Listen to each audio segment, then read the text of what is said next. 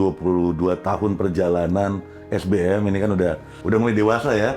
Ups and down-nya, nggak hanya up tapi ada down-nya juga, dan kita berusaha menjadi resilience dan berkembang lebih jauh ya. SBM itu harus memberikan dampak yang kemudian kita terjemahkan sebagai societal impact gitu ya. Societal impact merupakan satu program yang bisa merubah metode pendidikan yang selama ini kita jalankan di Indonesia. Setidaknya 3 hal yang menjadi fondasi keilmuan, yaitu kewirausahaan atau entrepreneurship, kepemimpinan atau leadership, dan inovasi. Dari ketiga fondasi keilmuan itu coba kita ramu menjadi yang namanya entrepreneurial business. Akan bertahan tuh bukan yang paling pintar, bukan yang paling cepat, tapi yang paling bisa.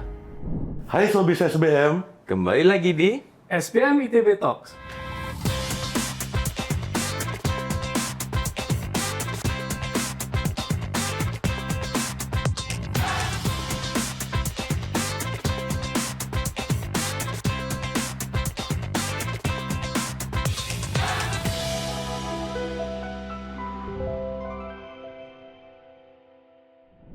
Halo Sobis SBM, nama saya Ahmad Ghazali, Associate Professor di People and Knowledge Management.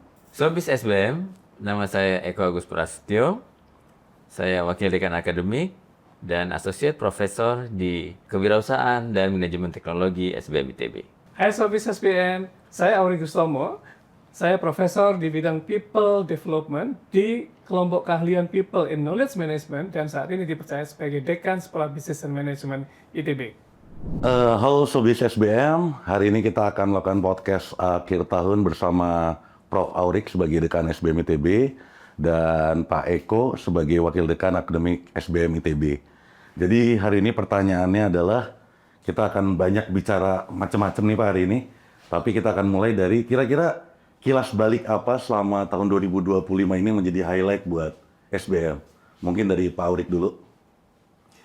Oke, makasih Mas Ahmad. Saya pertama hari ini kita mendapatkan undangan dari Menteri Dikti Saintek, Profesor Brian, untuk melakukan audiensi terkait dengan posisi kita sebagai Ketua Dewan Pengurus Nasional Asosiasi Fakultas Ekonomi dan Bisnis Indonesia bersama dengan beberapa dekan dari FEB lain yang ada di Indonesia, ada Unhas, ada UI, ada UNJ. Kita diminta untuk melakukan follow up terhadap hasil dari Kongres Asosiasi Fakultas Ekonomi dan Bisnis Indonesia yang di Lombok 1 bulan yang lalu ya. Ada beberapa PR yang diberikan oleh Pak Menteri, dan PR ini merupakan bentuk kepercayaan kepada SBM ITB dan juga tentunya dengan para anggota AFEB di Indonesia begitu. Pertama, ada pesan dari Presiden, kata Pak Menteri, bahwa kalau di Agustus tahun lalu ada KSTI, Kongres Sains dan Teknologi Indonesia. Pak Presiden minta supaya Januari ada kongres yang sejenis, tapi bidangnya adalah sosial humaniora, dan ini menjadi bagian penting dari kontribusi SBM dan juga AFEB begitu tentu nantinya. Kemudian yang kedua, ada terkait riset-riset yang basisnya adalah sustainable tourism dan juga tentu riset-riset yang lain terkait dengan Global Innovation Index, terkait dengan Total Productivity Factors, terkait dengan bagaimana ekonomi neolib ini saya kira sudah waktunya disesuaikan dengan kondisi Indonesia, terutama dengan program-program Presiden yang 8 prioritas itu ya. Ada MBD, kemudian ada Koperasi Merah Putih, dan sebagainya. Ekonomi Pancasila, demokrasi Pancasila menjadi bagian penting dari salah satu yang dititipkan untuk menjadi bahasan, menjadi bahan-bahan diskusi, menjadi pengembangan dari segala macam tridharma yang dilakukan oleh kita dan juga anggota AFEB. Ini yang pertama. Jadi kita hari ini mendapatkan kepercayaan seperti itu. Tentu untuk sampai pada posisi sekarang, ada proses yang kita lakukan sejak di tahun 2025. Pertama, karena sesuatu pasti kaitannya dengan misi gitu ya. Dan kita tahu misi SBM ini terkait dengan 3 karakter utama yang selalu kita tekankan. Entrepreneurial, kemudian leadership, dan juga innovation. Maka untuk menerjemahkan misi ini di pertengahan tahun kita perkuat secara kelembagaan, governance-nya. Karena kita tahu governance ini bagian dari penting untuk kita bisa menggerakkan semua program yang sedang kita rencanakan dan juga sedang kita jalankan sejauh ini. Governance yang dimaksud Yang pertama tentu ada penguatan supaya kita bisa menjalankan, mempercepat tidak hanya visinya SBM, tapi juga menjadi visinya ITB, yaitu interdisciplinary program. Kita tidak cukup hanya bicara untuk mengembangkan keilmuan bisnis manajemen di kalangan mahasiswa, tapi juga penting buat mahasiswa paham bagaimana cara mengembangkan produk, bagaimana produk dibuat, bagaimana teknologi kemudian mempengaruhi terhadap segala macam akselerasi dari pertumbuhan bisnis yang ada. Sehingga kita sadar bahwa mahasiswa kita dan juga kita tentunya harus berinteraksi dengan mahasiswa fakultas yang lain. Maka muncullah program-program yang terkait dengan interdisciplinary. Ada real estate business leadership misalnya, ada healthcare business leadership. Saya kira nanti Mas Eko sebagai WD akan bisa lebih memperjelas gitu. Itu program kita yang pertama. Kemudian yang kedua, kita mulai masuk ke dalam kurikulum yang basisnya itu nanti sertifikasi profesional. Yang sudah berjalan kita tahu semua ada CFP misalnya untuk yang Master Science Management. Kita sedang berinisiasi dengan Project Management Institute Chapter Indonesia supaya nanti kita juga bisa melakukan sertifikasi terkait dengan project management. Ini contoh-contoh ya. Kemudian bagian yang ketiga, kita selalu mengatakan SBM itu harus memberikan dampak yang kemudian kita terjemahkan sebagai societal impact gitu ya. Societal impact, mungkin nanti Pak Eko juga bisa menambahkan begitu, merupakan satu program yang bisa merubah metode pendidikan yang selama ini kita jalankan di Indonesia. Tidak hanya di Fakultas Ekonomi dan Bisnis tentunya, tapi mestinya ini satu konsep yang bisa diterapkan sebagai satu metode pembelajaran baru ke semua fakultas yang ada di Indonesia. Apa yang membedakan dengan program pembelajaran yang selama ini kita jalankan? Societal impact itu pertama dicirikan oleh integrasi dari Tridharma. Jadi kalau Tridharma selama ini bicaranya pada hal yang sifatnya parsial, pendidikan seolah sendiri, riset sendiri, community services juga sendiri. Societal impact ini mengintegrasikan ketiganya. Jadi kita cari sebuah lokus, objeknya itu bisa merupakan desa binaan, bisa merupakan UMKM atau kelompok UMKM, bisa perusahaan, bisa government, bisa korporasi dan sebagainya. Yang objek tadi kemudian menjadi semacam teaching factory buat mahasiswa, dan teaching factory-nya itu tidak cukup hanya sekali dua kali atau satu dua mata kuliah gitu. Jadi satu struktur kurikulum yang tiap semester mahasiswa akan tiap 2 minggu ini berinteraksi dengan teaching lab tadi. Sampai mahasiswa lulus sampai semester 8 berarti kalau di kita begitu. Kemudian riset-risetnya pun akan fokus pada lokus-lokus atau objek pada societal impact tadi. Jadi kalau ada metode baru tentang model bisnis, inovasi terkait dengan bisnis model kanvas dan sebagainya, itu menjadi bagian penting untuk bisa langsung diterapkan dalam lokus pada societal impact kita. Tentu community service-nya tidak bisa kita kerjakan sendirian. Harus membangun tidak hanya internal stakeholder engagement, tapi juga external stakeholder engagement. Karena ukuran yang kedua bicara di jangka panjang. Nggak hanya setahun, 2 tahun, 3 tahun kita rasakan hasilnya, tapi harus terasa itu sebagai program yang parameter keberhasilannya diukur di 5 tahun, 10 tahun, 15 tahun ke depan. Kalau kita fokus pada SDG nomor 8 misalnya, dan akan berkembang ke 16, 17, dan seterusnya. Nomor 8 bicara tentang design works, bicara tentang economic growth.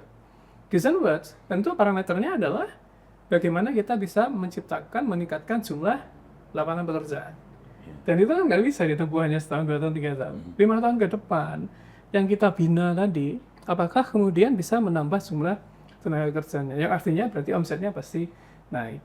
Apakah kita bisa menghasilkan satu research energy misalnya, yang kemarin sempat kita presentasikan di forum Elevate. Elevate itu annual conference-nya ISSP di Hong Kong. Kita mendapatkan kepercayaan untuk mempresentasikan hasil dari research terkait dengan renewable energy di depan forum Asia Pasifik, business school yang ada di seluruh Asia Pasifik. Nah itu program yang merupakan baru akan bisa kita dapatkan kalau risetnya berkelanjutan. Kalau risetnya bukan yang setahun 2 tahun selesai. Jadi sesuatu yang memberikan dampak, jangan kemudian berharap jangka pendek akan terlihat hasilnya. Jadi yang kedua dijadikan oleh ukurannya pasti bicara jangka panjang karena bicara tentang sustainability. Kemudian yang ketiga, ukurannya tidak hanya bicara output outcomes, tapi harus berakhir pada impact. Output itu apa? Saya kasih gambarannya. Output itu misalnya kalau research, output itu adalah jumlah atau kuantitas dan kualitas dari research. Outcomes bicara jumlah citasi dan sejenisnya. Tapi kalau impact, sejauh mana kemudian riset kita ini bisa memberikan kontribusi nyata pada government regulation misalnya. Kemudian pada peningkatan bisnis dari korporasi. Pada peningkatan jumlah pegawai dan seterusnya. Jadi program-program ini kita jalankan selama sepanjang tahun 2025. Tentu tidak berhenti, tidak selesai hanya di tahun 2025 saja, akan terus berkelanjutan dengan akselerasi yang semakin kita tingkatkan begitu. Satu poin yang juga saya kira perlu kita tekankan adalah societal impact ini pada akhirnya karena tadi saya sebut tidak hanya melibatkan internal stakeholder, tapi juga eksternal. Kita ingin ini nanti akan menjadi best practice, melibatkan juga seluruh fakultas ekonomi bisnis yang ada di Indonesia. Dan pada akhirnya universitas-universitas yang ada di Indonesia. Makanya tadi di Pak Menteri juga kita sampaikan bahwa kita akan mengimplementasikan, mendorong supaya ada semacam Indonesia Hub of Technopreneurship. Kenapa technopreneurship? Karena kita percaya bahwa STEM ini menjadi ujung tombak untuk kita akselerasi pertumbuhan Indonesia. Supaya akselerasinya ini eksponensial gitu ya. Jadi nggak cukup dengan bicara entrepreneurship, tapi harus bicaranya yang berbasis teknologi yang kita sebut dengan technopreneurship tadi. Jadi ekosistem, kolaborasi, dan sebagainya menjadi bagian penting yang akan terus kita akselerasi pertumbuhannya ke depan. Pondasinya sudah kita lakukan di tahun 2025 ini, mudah-mudahan nanti dengan optimisme yang luar biasa, dukungan dari kita semua, dukungan dari semua stakeholder yang kita miliki, saya yakin kita semua bisa mencapai jauh yang lebih baik di tahun-tahun ke depannya.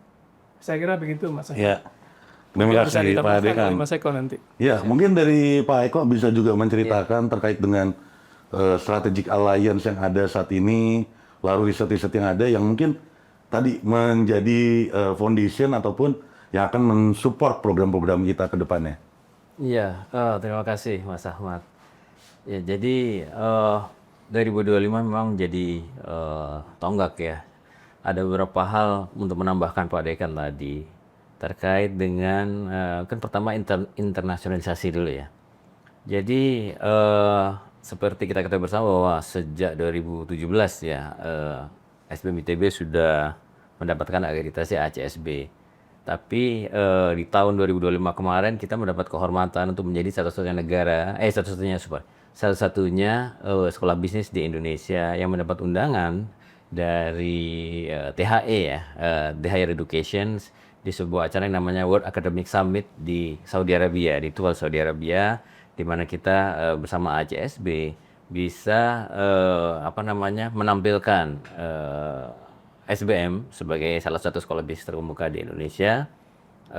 Kita di situ mendapat kesempatan untuk tentu saja mendapatkan expose yang pertama di tingkat dunia, tapi tidak hanya itu juga menjadi kesempatan buat kita memperluas jejaring ya atau network, international network dengan universitas terkemuka yang juga terakreditasi oleh ACSB. Seperti diketahui bahwa hanya 6% sekolah bisnis di dunia yang terakreditasi ACSB. Nah, jadi itu merupakan suatu kehormatan dan kita diundang ke sana. Mungkin nanti kita akan bisa bahas juga bahwa Pak Dekan juga menjadi satu-satunya perwakilan dari Indonesia yang tergabung di dalam, yang diangkat ya atau ditunjuk menjadi Advisory Council di ACSB Asia Pasifik ya, Asia Pasifik. Jadi itu menunjukkan bahwa recognition ya terhadap SBM ITB itu tidak hanya nasional dan regional Asia Pasifik, tapi juga dunia menurut saya ya, karena yang terjadi kemarin itu. Saya sendiri alhamdulillah yang ditugasi untuk mewakili waktu itu. Dikaitkan dengan target dari ITB sendiri untuk menjadi institusi pendidikan dengan ranking 150 dunia, maka apa yang kita lakukan kemarin dengan internalisasi dengan Pancasila dan sebagainya akan sangat bisa mendukung visi tersebut, visi rektor ITB di 2030 nanti itu. Karena apa? Karena ada dua hal, Mas Ahmad ya, yang masih menjadi kelemahan yang perlu kita menjadi. Pertama adalah citasi riset yang kita akan bahas sebentar lagi.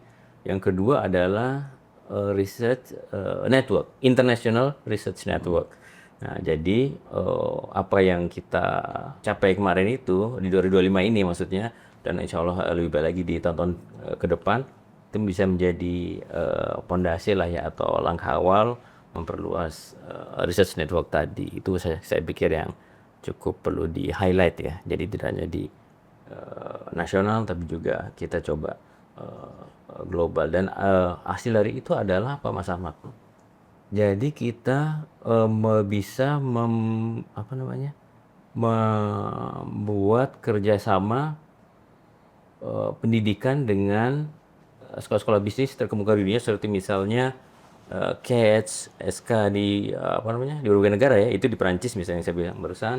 Terus ada Adam Smith Business School. Adam Smith Business School Glasgow di University. UK dan Russell University. Dan hari ini kita tanda tangan dengan Wisconsin, Dan University of Wisconsin. Wisconsin, betul. Kerjasama itu memungkinkan kita untuk memiliki program-program double degree.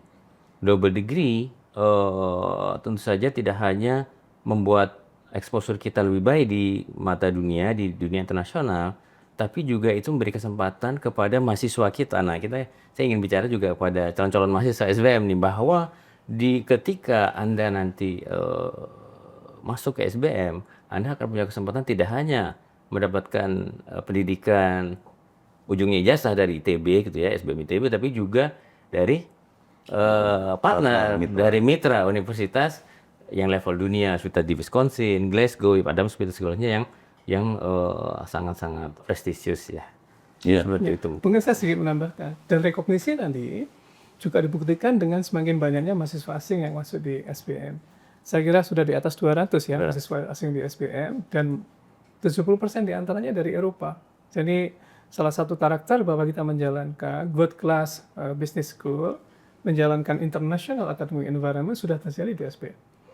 Itu tambahan yang pertama. Kemudian yang kedua, untuk diketahui, research kita itu sekarang sampai dengan November, sampai dengan minggu lalu ya, yang publish di Q1 itu 61.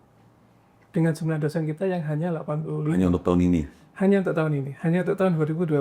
Sampai dengan November, kita sudah 61 Q1. 32 Q2. Artinya apa?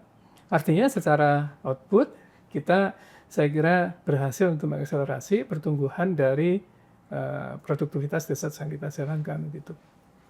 Ya, ini juga agak menyambung juga dengan saat ini kan kita juga menjalankan yang namanya thought leadership ya. Tadi udah societal impact sudah dibicarakan, lalu juga bagaimana target kita untuk research network dan juga research impact-nya. Nah, pertanyaan saya adalah bagaimana nih mengalainkan thought leadership ini terhadap Tridharma? Mungkin ada kiat-kiat yang bisa disampaikan kepada sahabat bisnis. Silakan. Mas Eko dulu. Iya. Silakan Pak Eko. Baik. Ini satu hal yang strategik ya, Mas Ahmad ya. Jadi tidak hanya kita bicara soal societal impact, tapi juga ada thought leadership ya. Jadi thought leadership ini memang salah satu quote-unquote amanat lah dari AJSB memang, bahwa SBM harus kuat di mana gitu. Thought leadership adalah suatu yang ketika orang bicara soal satu topik itu, maka top of mind adalah SBM ITB. Nah, itu yang coba kita tidak hanya definisikan, tapi juga kita lakukan, kita terapkan. Dan thought leadership kita di SBM ITB adalah entrepreneurial business ya, entrepreneurial business.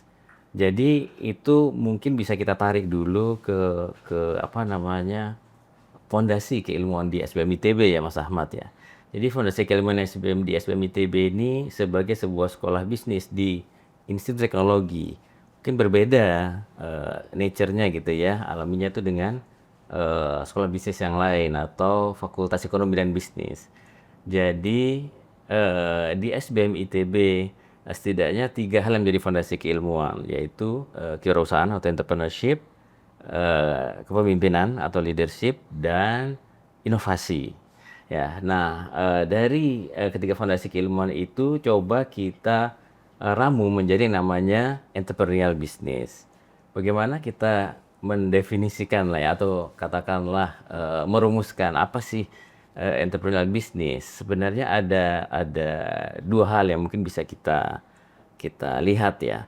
Ketika kita bicara entrepreneurial business, maka tentu saja kewirausahaan itu menjadi salah satu ya yang kita tahu dengan pembentukan startup, bagaimana startup dibentuk, bagaimana kesempatan bisnis itu bisa ditangkap, kemudian ditranslate atau diterjemahkan menjadi sebuah entitas, dan entitas itu kemudian melakukan berbagai hal, inovasi, pengembangan produk atau layanan dan seterusnya sampai menjadi bisnis jadi. Tapi itu satu hal.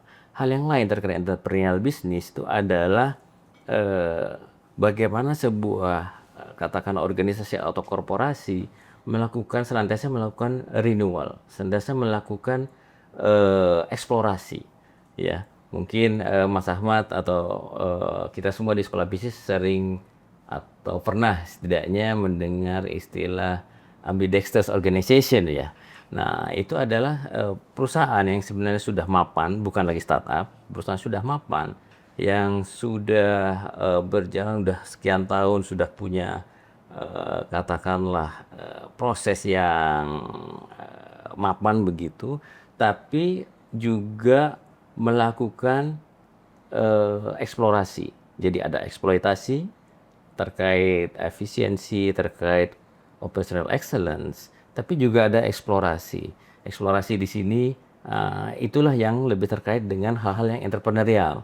Artinya entrepreneurial adalah bagaimana membuat bisnis baru, bagaimana mencoba untuk bertumbuh, bagaimana mengambil risiko dan sebagainya. Jadi itu adalah bagian dari entrepreneurial bisnis itu tadi juga. Jadi kita katakanlah ada semacam apa ya, dual mode begitu ya. Kalau kita bicara entrepreneurial bisnis, kita sasar atau kita garap yang terkait dengan pembentukan usaha tadi, usaha rintisan dan seterusnya, tapi juga kita bicara soal optimalkan yang Current bisnisnya. current bisnis yang sudah mapan itu tadi. Iya, terima kasih Pak Eko. Jadi memang kalau kita bicara ambidextrous kan itu bicara balancing kan, balancing antara kedua, dan di mana kedua mindset ini memang sangat berbeda. Bahkan kalau kami di dalam People and Knowledge Management selalu mengatakan organisasi ini nggak bisa disamakan, harus dipisah untuk hal ini. Oke, mungkin kita ke selanjutnya ya, ke bagian selanjutnya. Ini Pak Orik tahun ini nih tidak hanya sebagai dekan, tapi dekan SBM ITB gitu ya, tapi juga terpilih secara nasional menjadi istilahnya ketua Dewan Pengurus Nasional Asosiasi Fakultas Ekonomi dan Bisnis Indonesia (AFEBI). Dan ini alhamdulillahnya terpilih secara aklamasi ya, yang sebenarnya jarang-jarang nih bisa terpilih secara aklamasi. Yang ini suatu kebanggaan buat kita. Dan di sisi lain juga Pak Orik juga diundang menjadi salah satu member di dalam Asia Pacific Advisory Council. Jadi kalau kita Asia Pasifik, karena kalau kita bicara WCSB ini kan ada EPMEA yang di European sama Middle East, lalu ada Asia Pasifik yang itu ya termasuk Asia sebegini banyaknya, termasuk Indonesia sama bagian Pasifik, Amerika juga masuk. Jadi ini yang satu nasional bergengsi, yang satunya lagi global bergengsi. Nah, mungkin bisa diceritakan Pak, apa sih peran dari dua peran baru ini, dan juga kira-kira bagaimana yang dapat berkontribusi baik secara nasional dan juga secara global. Silakan Pak Orik. Baik, terima kasih Mas Ahmad. Jadi saya bergabung sebagai pengurus nasional AFEBI itu sejak tahun 2013. Sejak awal berdirinya AFEBI. Jadi bukan sesuatu yang asing kalau kemudian banyak sekali teman-teman di Fakultas Ekonomi Bisnis Indonesia yang sudah kenal dengan bendahara AFEBI. Bendahara abadi begitu. Makanya begitu berkesempatan menjadi dekan, saya rasa sih bukan sesuatu yang sulit untuk teman-teman dekan FEB se-Indonesia memutuskan saya sebagai Ketua Dewan Pengurus Nasionalnya begitu. Karena memang tadi saya katakan ini bagian dari rekognisi teman-teman Fakultas Ekonomi Bisnis sebagai kepercayaan kepada SBM bahwa kita bisa memiliki kontribusi yang jauh lebih berarti bagi pengembangan mutu pendidikan yang ada di Fakultas Ekonomi Bisnis di Indonesia. Kita tahu SBM punya positioning tadi terkait dengan thought leadership-nya ya, entrepreneurial business. Dan saya kira sebagai business school, satu-satunya yang ada di Indonesia yang basis keilmuannya bukan berasal, fondasinya bukan dari ilmu ekonomi gitu ya. Yang lainnya basisnya dari Fakultas Ekonomi dan Bisnis. Kita business school, fondasi keilmuannya yang 3 karakter tadi itu yang kita terjemahkan sebagai entrepreneur business. Ini saya kira juga menjadi bagian penting untuk kita bisa memberikan kontribusi keilmuan kepada rekan-rekan FEB yang lain. Dulu FE namanya adalah FE ya, Fakultas Ekonomi, kemudian sekarang menjadi FEB, Fakultas Ekonomi dan Bisnis. Tapi kalau kita lihat sebenarnya unsur bisnisnya masih banyak yang kurang gitu teman-teman di FEB. Kalau akuntansi, ekonomi dan sebagainya saya kira sudah sangat kuat sekali teman-teman di FEB. Jadi unsur bisnisnya kelihatannya sangat berharap kepada SBM untuk bisa berkontribusi dalam mengembangkan mutu pembelajaran yang ada di FEB. Makanya itu menjadi mungkin salah satu pertimbangan dari teman-teman untuk memilih saya sebagai Ketua Dewan Pengurus Nasional FEB tadi. Tapi di luar itu tentu ada program yang kita tawarkan ke teman-teman FEB tadi. Pertama adalah tadi saya sebut sebagai societal impact gitu ya. Kalau yang selama ini masih parsial, maka nanti kita akan integrasikan ketika Tridharma ini menjadi satu kesatuan sebagai suatu bentuk konsep pembelajaran baru. Dan kita sudah praktekkan di SBM, kita sudah menyatakan akan membangun 10 objek yang terkait dengan societal impact. Kemudian yang kedua, yang saya sebut dengan Indonesia Hub of Technopreneurship. Saya kira ini juga sesuatu yang baru, karena memang menjadi kekuatan SBM bicara tentang entrepreneurship. Bahkan prodi kewirausahaan kita, saya kira prodi yang pertama ya, sebagai prodi kewirausahaan. Kita juga dapat rekognisi dengan Ketua Program Studi Kewirausahaan, Mas Sony, menjadi Ketua Asosiasi Program Studi Kewirausahaan Indonesia. Karena kita bisa memberikan perspektif, kita bisa memberikan semacam insight seperti apa sekolah bisnis yang kemudian dimunculkan dalam bentuk salah satunya ya program studi kewirausahaan tadi. Walaupun manajemen kita pun basisnya juga adalah entrepreneurship tadi. Makanya muncul kuliah-kuliah yang mungkin nggak kebayang sebelumnya. Ada performing art, ada study of human society, ada community services, ada integrated business experience. Kita memberikan pengalaman nyata simulasi bisnis ke mahasiswa untuk menjalankan bisnisnya, dan pada akhirnya profit yang mereka dapatkan dipakai untuk kegiatan community services. Saya kira sesuatu yang baru di Indonesia. Makanya bagian seperti ini dilihat sama teman-teman Fakultas Ekonomi Bisnis. SBM saya kira bisa menjadi salah satu contoh begitu. Tentu dalam konteks yang thought leadership tadi, memang betul bahwa organisasi sekarang itu nggak cukup hanya bicara tentang internal alignment, menerjemahkan strategi menjadi program harian. Nggak cukup hanya memiliki kemampuan untuk melakukan eksekusi dari program-program yang ada, tapi juga harus bicara tentang kemampuan di capacity of renewal gitu ya, membaca external environment-nya seperti apa, customer, dan hanya customer saya kira, tapi juga kompetitor kita yang kita sebut dengan business insight. Dua hal inilah yang menjadi dasar, kemudian kita membangun learning future kompetensi apa yang harus kita bangun di bisnis kita, dan pada akhirnya bisa memunculkan inovasi-inovasi dan inovasi. Ini yang kita ajarkan ke mahasiswa, dan itu menjadi bagian dari perspektif yang bisa kita sampaikan ke teman-teman Fakultas Ekonomi dan Bisnis. Jadi saya kira dengan menjadi ketua DPN FEB, kita akan lebih banyak untuk bisa memberikan kontribusi, tidak hanya untuk mahasiswa kita, tidak hanya untuk internal SBM, ITB, dan seterusnya, tapi juga kita bawa pengalaman kita ini untuk kemajuan bersama dari teman-teman Fakultas Ekonomi dan Bisnis Indonesia. Walaupun kita juga harus mengakui, harus banyak belajar juga dari teman-teman, karena kita yakin masing-masing FEB di Indonesia itu memiliki keunggulan yang sifatnya menjadi uniqueness mereka begitu. Nah, kalau kemudian di konteks internasional, betul, sejak bulan Juli sebenarnya saya itu diangkat sebagai IASP Asia Pacific Advisory Council. Apa yang menjadi tugasnya? Pertama, tentu ISSP ini ingin supaya misi ISSP itu kan sebenarnya ada kemiripan ya, yang paling utama meningkatkan mutu pendidikan di business school. Tapi pada setiap negara ini memiliki uniqueness, karakteristik yang berbeda-beda. Misalnya saja kalau dalam konteks Indonesia, saya di Hong Kong kemarin menyampaikan, pertama arah pendidikannya harusnya memang interdisciplinary. Business school nggak bisa berdiri sendiri, tapi harus memiliki produk, yang produk ini adalah bagian utama dari bisnis yang kemudian akan dijalankan oleh mahasiswa. Dan produk itu adanya di mana? Di sekolah farmasi. Ada di mana? Sekolah arsitek. Ada di mana? Di sekolah ilmu dan teknologi hayati dengan bioteknya misalnya. Ada di mana? Di FTMD. Makanya ini juga saya kira satu hal yang menarik. Yang kita ajak untuk kolaborasi itu tidak hanya dunia pendidikan. Kita sedang merintis kolaborasi dengan Airbus. Airbus itu khusus datang, salah satu direktur eksekutifnya ke Indonesia, hanya untuk ke ITB, hanya untuk ke SPM.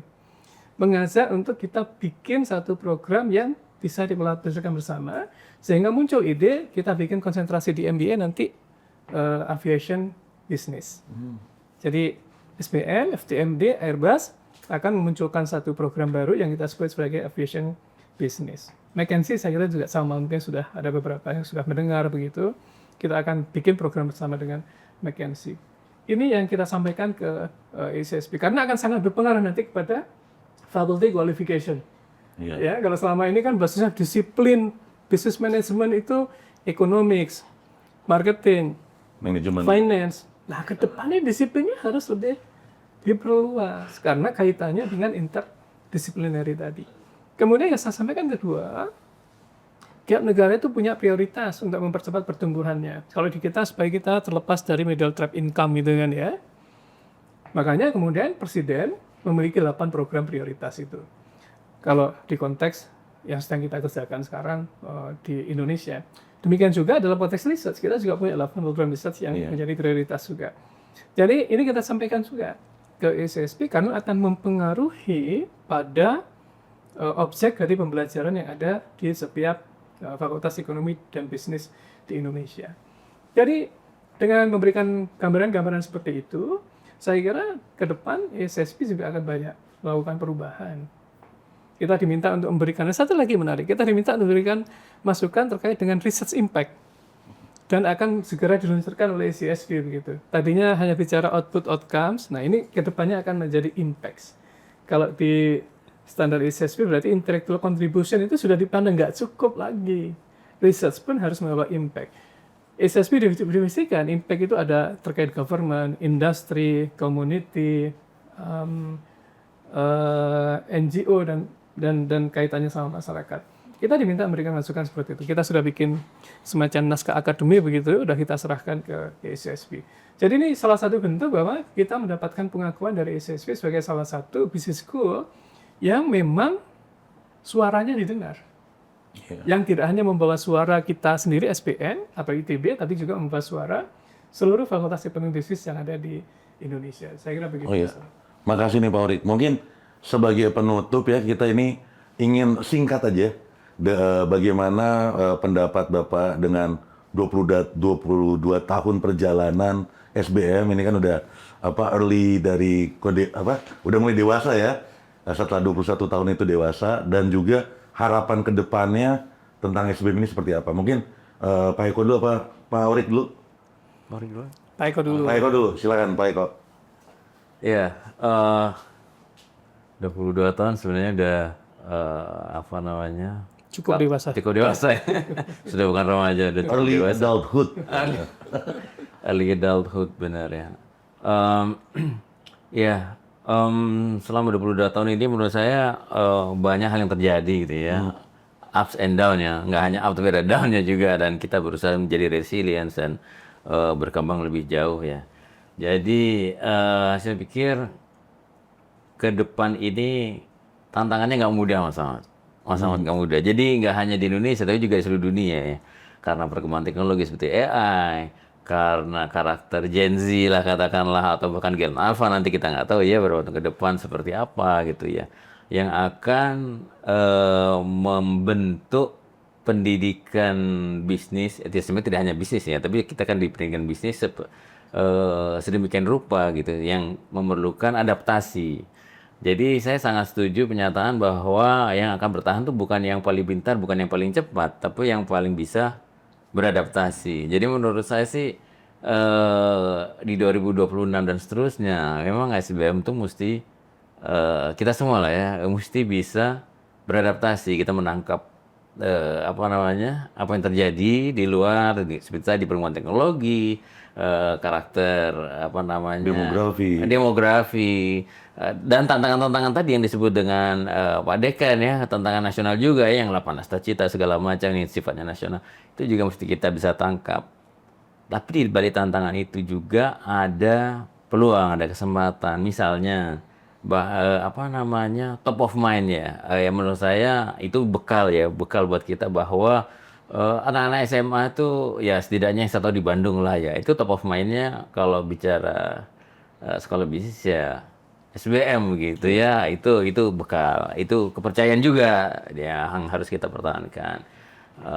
Kita juga punya bekal bahwa kita punya karakteristik yang tidak dipunyai sekolah bisnis yang lain. Jadi kita didukung oleh katakanlah kolega kita sekolah dan fakultas rekayasa engineering di ITB ini, yang mungkin tidak semua sekolah bisnis punya punya seperti itu gitu, yang bisa kita manfaatkan betul. Dan kedepannya yang ini menurut saya peluang yang harus kita tangkap bersama nih Mas Ahmad ya.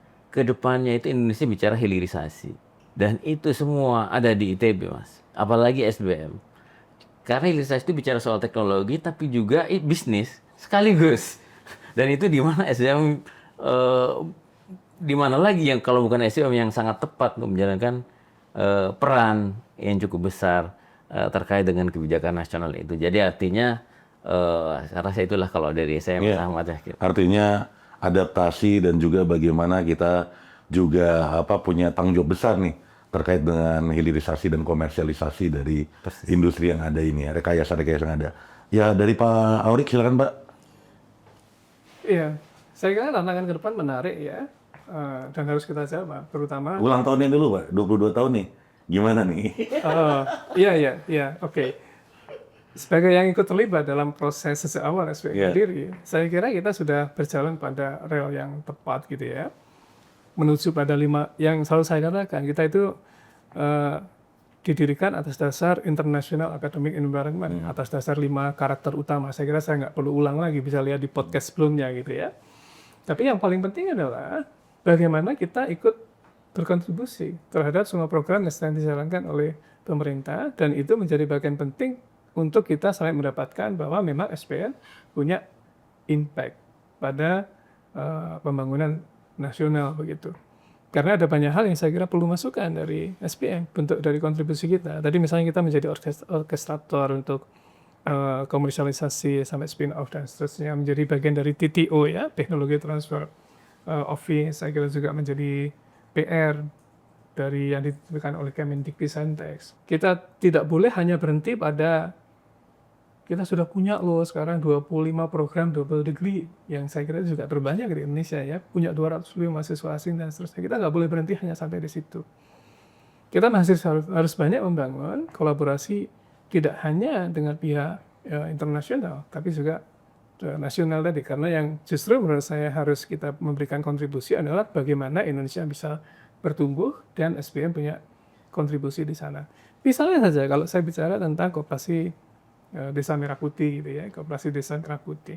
Ini jangan membayangkan sebagai koperasi yang zamannya KUD dulu, koperasi unit desa, yang dikelola oleh orang-orang yang pada akhirnya membuat KUD bangkrut gitu ya, harus dikelola sebagai sebuah korporasi. Nah, kontribusi kita apa? Harusnya SBM ke depan setelah 22 tahun ini memiliki satu model bisnis. Koperasi Desa Merah Putih itu harusnya seperti apa kalau dikelola sebagai sebuah korporasi. Ada proses profesional untuk rekrutmen, untuk menjadikan mereka orang-orang yang profesional melatih operasi. Jadi nggak cukup hanya sekedar pelatihan. Karena kita tahu pelatihan itu hanya sekedar memberikan knowledge, tidak sampai merubah managerial capability dari pengelola koperasi. Jadi pendampingan, proses coaching dengan KDMP dan seterusnya, itu saya kira menjadi solusi ke depan. Anggap saja lah ini bagian dari tenan di inkubator bisnisnya SBM, The Glitter Hub. Bagian dari tenan The Glitter Hub, inkubator bisnisnya SBM. Saya kira refleksi itu yang harus kita lakukan setelah kita berjalan selama 22 tahun. Kalau selama ini mungkin dominannya adalah pada looking inward begitu, Iya. nah, sudah saatnya kemudian kita harus melihat yang lebih besar, kontribusi terhadap Indonesia majunya ini bagaimana. Tidak cukup hanya kita kejar supaya memiliki international research network yang semakin bagus. Itu juga tetap kita kejar begitu. Kita kejar research collaboration dengan scholar global. Itu juga tetap kita kejar. Tapi yang paling utama adalah bagaimana kita memiliki kontribusi terhadap program-program yang sedang dijalankan oleh pemerintah, KDMP, MBG, kemudian hilirisasi tadi, ketahanan energi, ketahanan pangan, dan seterusnya. Itu saya kira ke depan yang harus kita kembangkan oleh SBM. Iya, terima kasih Pak Aurik, Pak Eko. Jadi kita bisa mendengar ya dari podcast akhir tahun ini banyak sekali apa yang sudah kita capai selama 22 tahun ini, dan juga kalau kita lihat apa tantangan kedepannya juga makin besar, tidak hanya yang sifatnya nasional dan internasional, tapi juga bagaimana kita semakin berkontribusi buat Merah Putih. Ayo Sobis SBM, terus saksikan SBM ITB Talks di episode selanjutnya. Dan jangan lupa klik tombol like dan subscribe di platform YouTube dan follow di Spotify. Kita tunggu diskusinya di kolom komentar. Jangan lupa sebarkan podcast ini ke platform media sosial masing-masing. SBM ITB For the greater good.